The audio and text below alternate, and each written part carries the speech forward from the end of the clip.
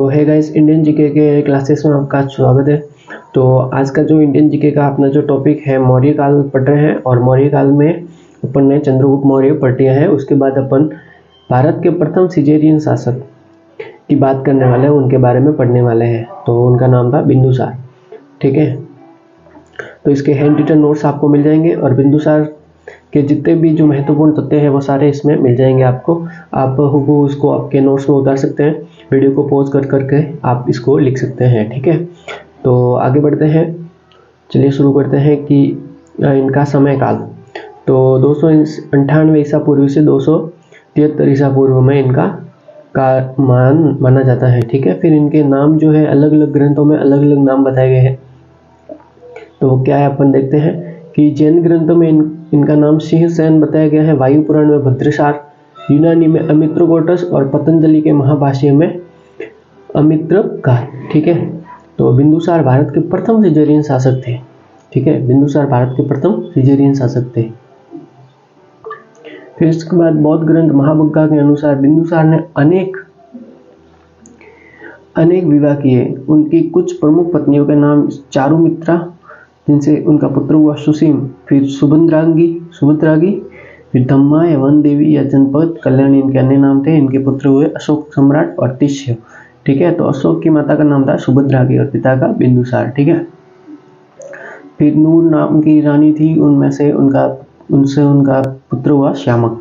ठीक है, फिर बिंदुसार मौर्य वंश का पहला शासक था जिसने राजकुमारों की नियुक्ति प्रांतों में की। तो ये प्रश्न बन सकता है कि प्रथम भारतीय शासक जिसने राजकुमारों की नियुक्ति प्रांतों में की, तो वो कौन थे? बिंदुसार। ठीक है, इसके बाद इनके कुल 101 पुत्र थे। जैसे कि अपन ने पहले बताया कि इन्होंने बहुत सारी शादियां की थी, तो इनके 101 पुत्र थे। अशोक को उज्जैनी का प्रांत काल बनाया। तो ये प्रश्न है कि अशोक को राज्याभिषेक से पहले का सम्राट बनाया गया, प्रांतपाल बनाया गया था, तो उज्जैनी से। ठीक है, फिर सुसीम को तक्षशिला का प्रांतपाल बनाया गया था। और बिंदुसार के जो दरबार में थे वो 500 सदस्य की एक मंत्री परिषद थी, जिसका प्रधान खल्लाटक था। ठीक है, तो खल्लाटक उनका प्रधान था। फिर बिंदुसार के प्रारंभिक समय में उनका प्रधानमंत्री चाणक्य था, जो कि चंद्रगुप्त के टाइम पे भी था। और उनकी मृत्यु के बाद उनके राधागुप्त जो था उनका प्रधानमंत्री बना था, जो कि चाणक्य के शिष्य थे। ठीक है, राधागुप्त। तो इम्पोर्टेंट है कि जो चाणक्य थे किन दो शासकों के टाइम पे रहे, तो चंद्रगुप्त और बिंदुसार। ठीक है, उनके बाद थे राधागुप्त। तो ये सारे नोट्स आपको हैंड रिटन है, तो इसको आप बना सकते हैं। ठीक है, तो बिंदुसार ने यूनानी शासक एंटियोकस प्रथम को प्रत्येक 3 चीज़ों की मांग की थी। एक तो विदेशी मीठी शराब, एक सूखे मेवे और एक दार्शनिक। इन्होंने दोनों चीज़ें भेज दी, पर दार्शनिक इन्होंने नहीं भेजा था। ठीक है, एंटियोकस ने दार्शनिक भेजने से मना कर दिया। फिर यूनानी इतिहासकार स्ट्रेबो के अनुसार उसने दार्शनिक के स्थान पर उन्होंने राजदूत भेज दिया, जिसका नाम था डाइमेकस। ठीक है, तो मेगास्थनीज के स्थान पर वो डाइमेकस आ गया था। ठीक है, फिर डाइमेकस भारत आने वाला दूसरा विदेशी राजदूत था। ठीक है, तो ये प्रश्न मतलब अभी जो है क्या कहते हैं इसे, मेगास्थनीज का तो पुराना हो गया, तो अब दूसरा पूछ सकते हैं कि दूसरा कौन था, तो वो डाइमेकस था। ठीक है, डाई। फिर आते हैं मिस्र के शासक टॉलमी सेकंड फिलाडेल्फस के अनुसार बिंदुसार के दरबार में डायनोसियस नामक राजदूत की नियुक्ति की।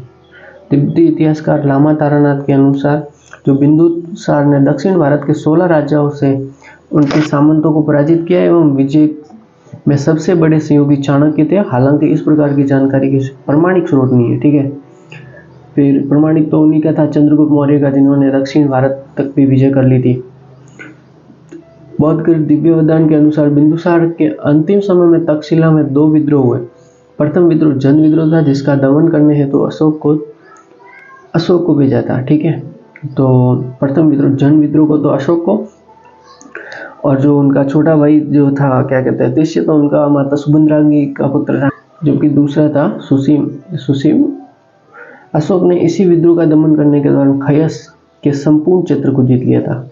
कौन से? जन विद्रोह को शांत करने के दौरान तक्षशिला में। ठीक है, तक्षशिला में उन्होंने खयस को जीत लिया था। फिर उसके बाद दूसरा विद्रोह राज दरबार व प्रशासन से संबंधित, जिसका दमन करने हेतु सुसीम को भेजा गया था।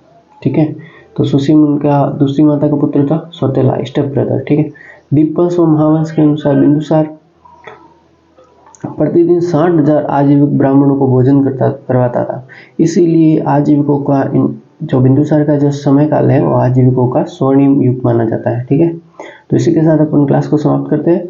बिंदुसार की क्लास जो टॉपिक है वो अपने यही समाप्त होता है, और अगला जो टॉपिक है अपने अशोक सम्राट। ठीक है, तो आगे अपने नई वीडियो के लिए आप सब्सक्राइब कर सकते हैं ताकि आपको जल्दी से जल्दी उसका नोटिफिकेशन मिल पाए। ठीक है, और आशा करते हैं आप जो भी एग्जाम की तैयारी करते हो उसमें आप सफल हो। And thanks for watching, stay tuned.